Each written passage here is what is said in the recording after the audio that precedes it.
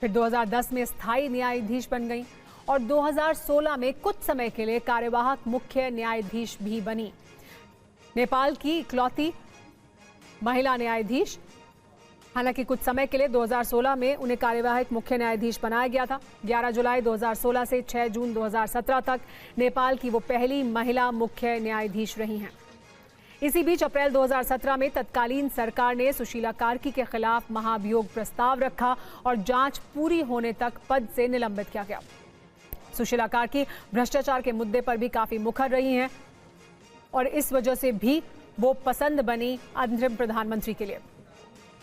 सुशीला कार्की को जेन ज़ी का समर्थन भी हासिल हुआ और उसके बाद उन्हें ये अहम जिम्मेदारी दी गई है। सुशीला कार्की नेपाल के विराटनगर की रहने वाली हैं, जो भारत की सीमा से काफी नजदीक है। ये दूरी लगभग 40 किलोमीटर है। भारत में वो काफी समय तक रही हैं। वो ठीक ठाक हिंदी भी बोल लेती हैं। लेकिन क्या आप जानते हैं कि वो उस व्यक्ति की पत्नी हैं जो एक प्लेन हाईजैक में शामिल रहा है? सुशीला कार्की की शादी नेपाली कांग्रेस के नेता दुर्गा प्रसाद सुवेदी से हुई थी। उनकी दुर्गा प्रसाद सुवेदी से मुलाकात BHU में पढ़ाई के दौरान हुई थी और बाद में सुवेदी ने 1973 में नेपाल एयरलाइंस का एक विमान हाईजैक कर लिया था। ये विमान विराटनगर से काठमांडू जा रहा था, तभी ये हाईजैक किया गया। इस हवाई जहाज में 19 यात्री सवार थे, जिनमें से एक मशहूर अभिनेत्री माला सिन्हा भी थी। इस हाईजैकिंग के मास्टरमाइंड तत्कालीन PM गिरिजा प्रसाद कोइराला थे। हाईजैकिंग का टारगेट 30 लाख रुपए थे, जो विराटनगर के बैंकों से ले जाए जा रहे थे और इस हाईजैकिंग का उद्देश्य राजशाही के खिलाफ संघर्ष के लिए धन जुटाना था।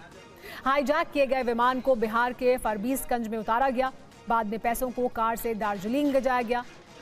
सुवेदी और दूसरे हाईजैकर्स को मुंबई में फिर गिरफ्तार किया गया था। 1975 में आपातकाल के दौरान सभी को रिहा भी कर दिया गया। अब ये सब इतिहास के पन्नों में दर्ज है और अब नेपाल की कमान उन्हीं दुर्गा प्रसाद सुवेदी की पत्नी सुशीला कार्की के हाथ में है।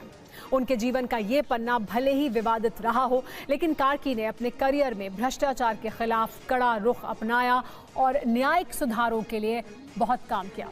मुख्य न्यायाधीश के रूप में अपने कार्यकाल के दौरान उन्होंने कई ऐतिहासिक फैसले सुनाए, जिनमें तत्कालीन सूचना और संचार मंत्री जयप्रकाश गुप्ता को पद पर रहते हुए जेल की सजा सुनाना भी शामिल था।